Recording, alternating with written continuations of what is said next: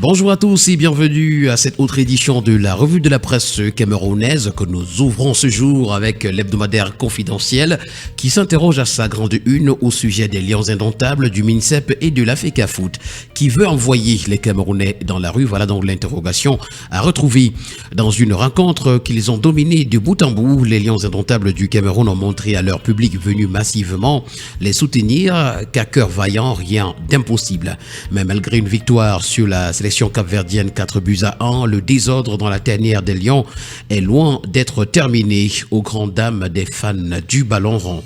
Exaspérées, les populations comptent défendre ce qu'elles ont encore de plus cher à leurs yeux, loin de tous les carcans qui gangrènent leur quotidien. La chronique du directeur de publication de l'hebdomadaire confidentiel est à retrouver ce matin à la page 3.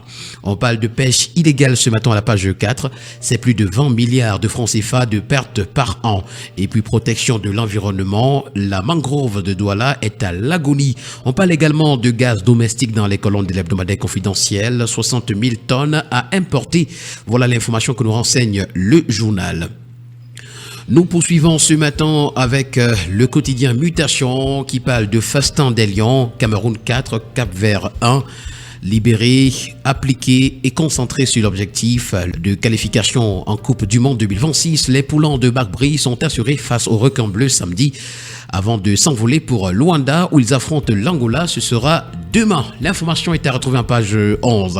À Bamenda, la circulation des motos est interdite. C'est une information qu'on peut retrouver ce matin à la page 5 du quotidien Mutation. On va également parler du sport ce matin avec d'autres journaux. Et ce matin, c'est le Messager qui parle des relations entre le MINSEP et la FECAFOOT. La guerre des staffs s'exporte. Voilà justement le titre que nous présente le journal ce matin.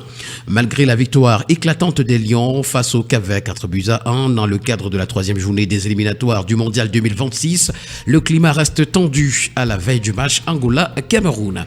On parle également ce matin en pied une de viol sur mineur à Paris. L'ambassade du Cameroun accuse. Choquée du traitement de cette information par des médias français, la représentation diplomatique camerounaise réagit. Le tri-hebdomadaire La Voix des Jeunes ce matin s'intéresse également aux lions indomptables et nous présente Carlos Baleba comme la révélation. À 20 ans seulement, le jeune footballeur fait l'unanimité. Pour plusieurs, le numéro 17 de l'équipe nationale du Cameroun est l'incarnation de Marc-Vivien Foué. Une information à retrouver ce matin en page 6. Pour le quotidien Vert Émergence, Cameroun Cap-Vert également. Facile victoire des Lions. À retrouver également dans les colonnes du quotidien Vert ce matin, humanitaire, une levée de fonds ce 28 juin pour les populations de l'extrême nord. Sécurité routière, une nouvelle campagne a été lancée. 79e Assemblée générale de l'ONU. Quel rôle pour Philémon Yan et puis police municipale?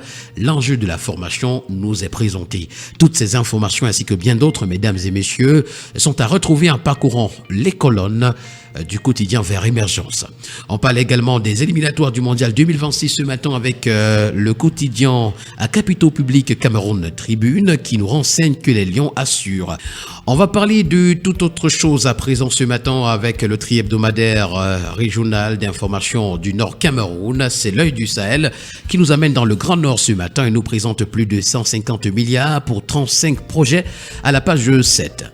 Nous poursuivons avec le quotidien Nouvel Horizon qui nous amène dans la ville de Yaoundé, au cœur du Namudo africain. Du 3 au 9 juillet 2017, Yaoundé, la capitale africaine du Namudo, s'apprête à accueillir des athlètes venant de 17 pays pour un événement majeur.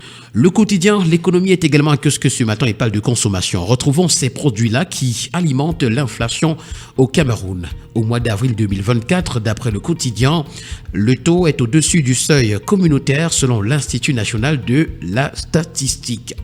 Nous poursuivons ce matin avec la tribune des communautés, c'est le journal Intégration qui parle de contrôle de la future monnaie numérique mondiale. Les Américains sont contre les Chinois, c'est le titre qui nous a présenté ce matin et l'information complète à retrouver à la page 9. On parle également de communautés économiques régionales. Les pas saccadés d'une fusion CEMAR-CEAC et puis CEPGL nous sont présentés ce matin. Documents médicaux au Cameroun également, sous pavé du fou. Le quotidien de la santé, EcoSanté, dans sa parution de ce lundi 10 juin 2024, nous parle de l'excellence médicale abertoire, nous renseignant que le CHR ouvre officiellement ses portes ce 10 juin 2024. Dans 200 également, le Centre national de transfusion sanguine sensibilise pour sauver des vies. Et puis au Tchad, vers un système de santé performant et accessible à tous. L'hebdomadaire sans détour parle ce matin du H 2024 et surtout d'un départ sans anicroche des 4219 pèlerins camerounais. L'information est à retrouver ce matin en page 5 de l'hebdomadaire sans détour.